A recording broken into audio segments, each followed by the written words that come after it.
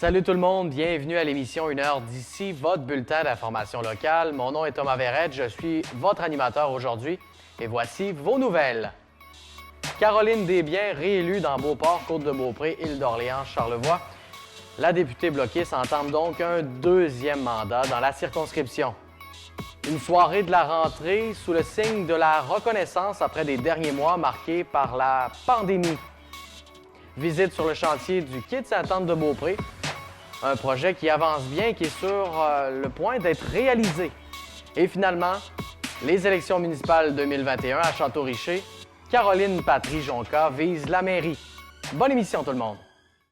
Alors, ça n'aura pas été serré finalement. La bloquiste Caroline Desbiens est réélue dans Beauport, Côte-de-Beaupré, Île-d'Orléans, Charlevoix.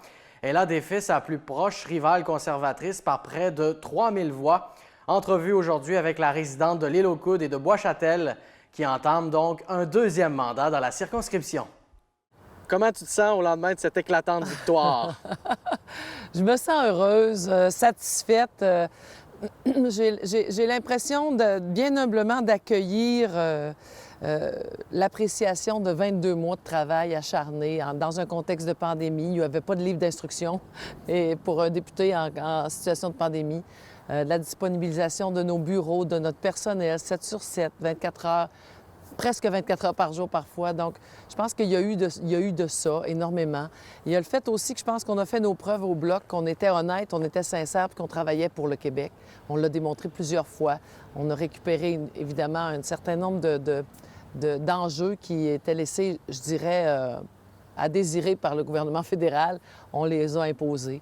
Et je pense que les gens ont mesuré. C'est la mesure, je pense, de tous ces constats qui fait en sorte que je suis devant vous aujourd'hui. Et je le prends avec beaucoup d'humilité, mais beaucoup aussi de reconnaissance et de gratitude. Et là, est-ce que tu as analysé les résultats électoraux? Surprise, près de 3000 voix d'avance? On passe 3000 voix. Puis comme il y a eu moins de votants, donc de toute proportion gardée, j'ai augmenté le pourcentage mon pourcentage, en fait, Donc, on est très content de ça. Ça aussi, ce petit 3 %-là d'augmentation, c'est quand même important. Et ça démontre, en fait, c'est comme le petit gage de reconnaissance supplémentaire qui dit, bien, non seulement on t'a fait confiance, mais là, il y en a plus qui te font confiance. Donc, c'est merveilleux. Est-ce que ça reflète un peu ton travail aussi des 2 dernières années? Bien, oui, en fait, il y a on a travaillé à 100 donc, mais on sait qu'en politique, on ne fait jamais l'unanimité.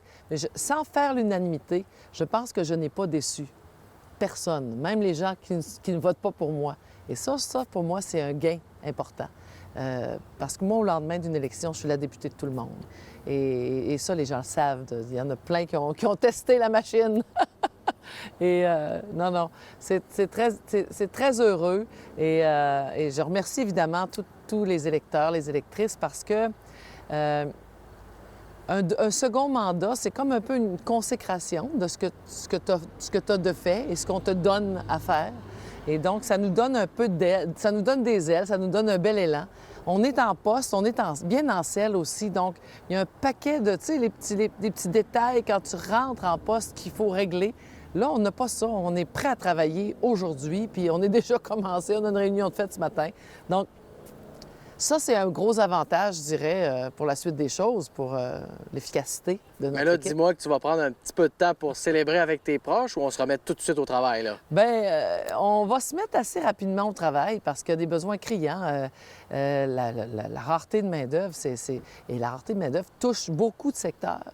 Donc, évidemment, on va mettre l'accent sur la rareté de la main-d'œuvre, éviter l'exode de la main-d'œuvre également. Donc, la rétention de la main-d'œuvre est importante, leur donner un confort financier, leur assurer un système de santé adéquat.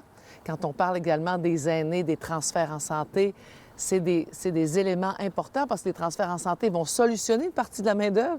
Donc, on va être au front dès la rentrée parlementaire pour inciter, voire forcer le gouvernement à verser le 35 % de transfert en santé qui est demandé par toutes les provinces et le Québec, et également le 110 $ par mois de sécurité de la vieillesse pour tous les aînés à partir de 65 ans. C'est un minimum et le gouvernement s'est s'est engagé à en verser à peu près la moitié à partir de janvier 2022. On ne laissera pas passer ça. Nous, le minimum, c'est 110. Donc, on a vraiment des enjeux importants. On a hâte de les travailler, on a hâte d'arriver au Parlement pour en débattre. Et puis sur le terrain, évidemment, nos bureaux vont être en marche très rapidement. Et on va poursuivre les dossiers. On a des dossiers encore en marche. Moi, j'ai des gens pendant la campagne électorale qui m'ont amené des problématiques. Donc, j'ai très hâte de travailler là-dessus. Bien, en terminant, est-ce qu'il y a des gens que tu veux remercier, là, des gens dans l'ombre qui ont mis la main à la pâte là, pour... La liste est tellement longue, mais c'est les bénévoles, les militants en premier lieu, mon équipe, évidemment, le comité électoral et vous, les médias, parce que vous avez été sur le terrain, vous nous avez suivis, vous nous avez donné des entrevues, on a pu livrer notre message. Alors, merci à toute cette belle gang aux communications.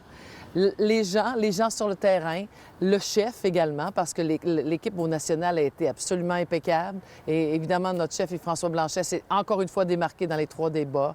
Non, merci infiniment tout le monde. Je ne veux pas oublier personne.